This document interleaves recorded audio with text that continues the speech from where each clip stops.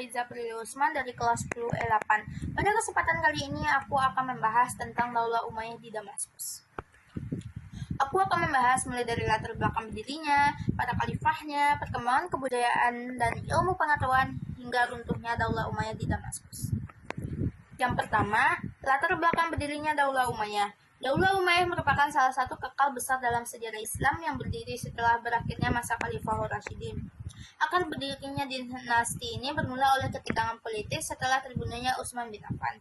Muawiyah bin Abu Sufyan yang saat itu menjabat sebagai gubernur Syam dan kerabat dekat Utsman menuntut keadilan atas terbunuhnya Utsman saat itu. Hal ini memicu perselisihan dengan Khalifah Ali bin Abi Thalib yang berpuncak pada Perang Siffin. Perang Siffin tersebut berakhir dengan tahkim atau perundingan damai. Meskipun secara militer tidak ada yang menang secara mutlak, tetapi secara politik Muawiyah menjadi sangat kuat. Di sisi lain, kubu Ali mengalami perpecahan sehingga munculnya kelompok Khawarij yang tidak setuju dengan perdamaian tersebut. Pada tahun 661 Masehi atau 40 Hijriah, Khalifah Ali bin Abi Thalib wafat dibunuh oleh anggota Khawarij. Setelah wafatnya Ali, masyarakat di Kufah membayar putranya Hasan bin Ali menjadi seorang khalifah. Pada tahun 661 Masehi, Hasan menyerahkan secara sukarela kepada Muawiyah bin Abu Sufyan dengan perjanjian damai. Peristiwa ini dikenal sebagai Amul Jam'ah atau tahun persatuan karena umat Islam bersatu kembali dalam satu kepemimpinan. Dengan pemberian kekuasaan tersebut, Muawiyah resmi menjadi khalifah dan mendirikan Daulah Umayyah. Ia memindahkan ibu kota dari Madinah ke Damaskus, yaitu wilayah kekuasaan militer dan politiknya selama menjadi gubernur. Selanjutnya, para khalifah Daulah Umayyah. Daulah Umayyah memiliki beberapa khalifah yang memiliki beberapa peran penting dalam kekhalifahan ini. Yang pertama, Muawiyah bin Abu Sufyan. Sebagai seorang pendiri, ia dikenal sebagai seorang yang cerdas dalam mengatur pemerintahan dan stabilitas negara. Tidak heran jika pada masa pemerintahannya ia dapat memindahkan ibu kota negara ke Damaskus, membentuk Departemen Pos dan mengembangkan armada laut Islam. Yang kedua, Abdul Malik bin Marwan. Pada masa pemerintahannya, ia berhasil menyatukan kembali kekuasaan Umayyah setelah konflik internal atau fitnah kedua. Dan juga banyak peristiwa penting seperti menjadikan bahasa Arab sebagai bahasa resmi, mencetak uang dinar Islam pertama, dan membangun Kubah Sahra, Dome of the Rock di Yerusalem. Yang ketiga, Al-Walid bin Abdul Malik, yang terkenal dengan berhasilnya memperluas wilayah kekuasaan hingga ke Spanyol, Afrika Utara, dan sebagian wilayah Asia. Yang keempat, Umar bin Abdul Aziz, yang sering disebut sebagai Khulafaid yang kelima karena sifatnya yang zuhud dan adil.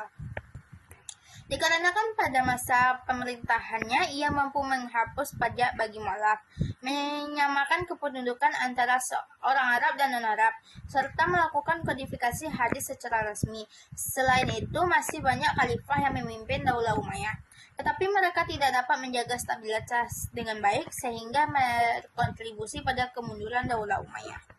Selanjutnya, perkembangan kebudayaan dan ilmu pengetahuan. Pada masa Daulah Umayyah terjadi perkembangan yang cukup pesat dalam berbagai bidang, terutama dalam bidang kebudayaan dan pengetahuan. Dalam bidang pemerintahan, bahasa Arab dijadikan sebagai bahasa resmi negara. Hal ini mempermudah komunikasi dan administrasi di wilayah kekuasaan yang luas. Dalam bidang pembangunan, banyak didirikan bangunan megah seperti masjid, istana, jalan raya, dan rumah sakit. Salah satu contoh terkenal adalah Masjid Umayyah di Damaskus yang menjadi simbol kejayaan pada masa itu. Selain itu, ilmu pengetahuan juga mulai berkembang meskipun tidak sepesat pada masa Abbasiyah. Ilmu kedokteran, astronomi, dan matematika mulai dipelajari dan diperkembangkan para ilmuwan, mulai menerjemah dan mengadaptasi ilmu dari peradaban lain seperti Yunani dan Persia. Di bidang seni dan budaya, perkembangan seni arsitektur dan kaligrafi Islam yang indah. Hal ini menunjukkan bahwa Daulah Umayyah tidak hanya berfokus pada kekuasaan tetapi juga peradaban. Runtuhnya Daulah Umayyah. Meskipun Daulah Umayyah ini sempat mengalami masa kejayaan, akhirnya tetap akan mengalami masa kemunduran.